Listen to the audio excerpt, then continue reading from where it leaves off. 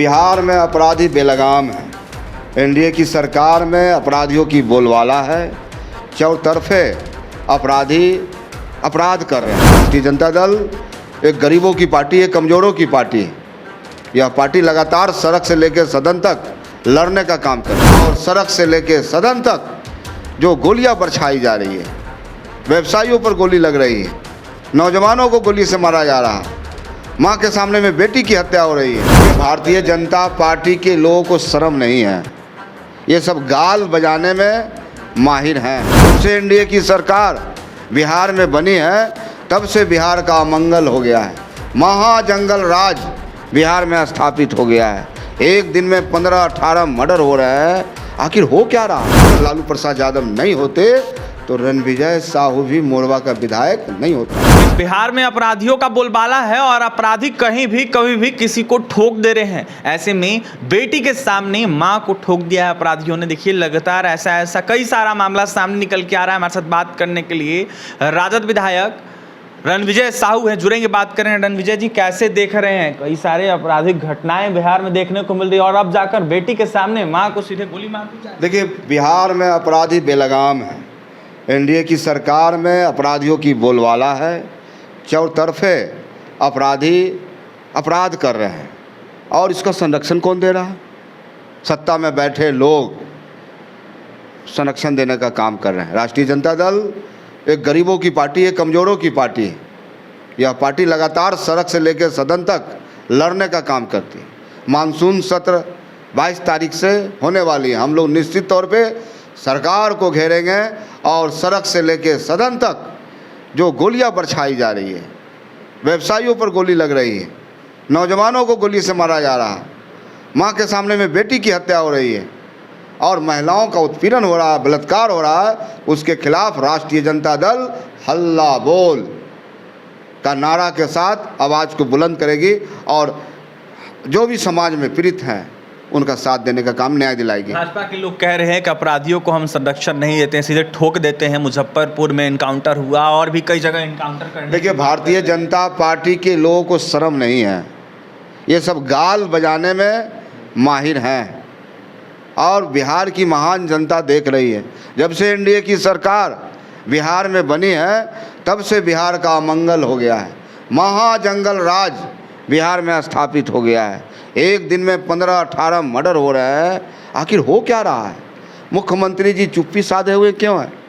जब से भाजपा के साथ इनका अलायंस हुआ है, आज देखिए बिहार में दर्जनों पुल गिर गए, भ्रष्टाचार के आलम चल रहे हैं। तो राष्ट्रीय जनता दल इन बातों को महागठबंधन बर्दाश्त नहीं करेगा, लड़ने का काम करेगा।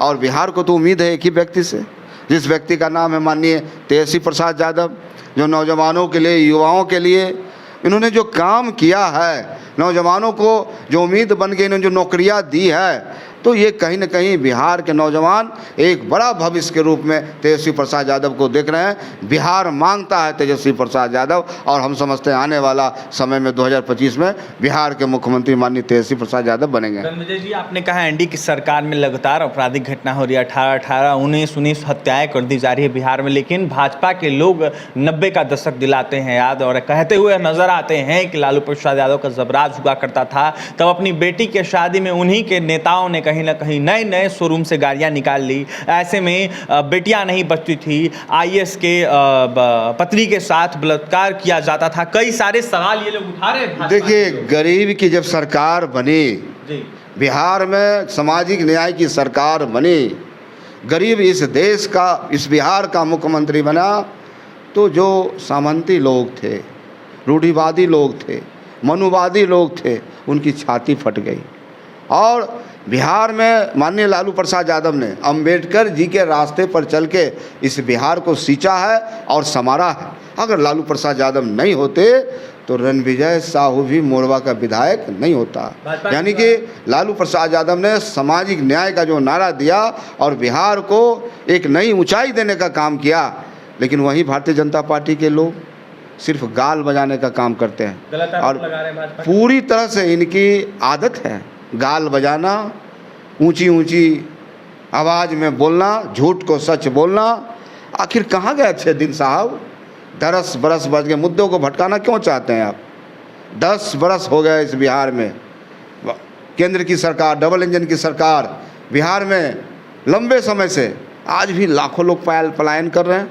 आखिर किनकी जवाबदेही है? मुख्यमंत्री जी चुप क्यों हैं? सत्ता के लिए बैठे हुए हैं और सत्ता के लिए, अपने कुर्सी बचाने के लिए चुपचाप बैठे हैं। सवाल रहेगा आपसे, नया कानून को कैसे देख रहे हैं, जो नए कानून लागू हुए हैं? देखिए, देश में जो नए कानून लागू हुए हैं, या तो पुलिस की कानून हम कहें, इसमें बहुत सारे ऐसे कानून जो काला कानून हैं। हम लोगों ने सदन के अंदर भी विरोध किया था।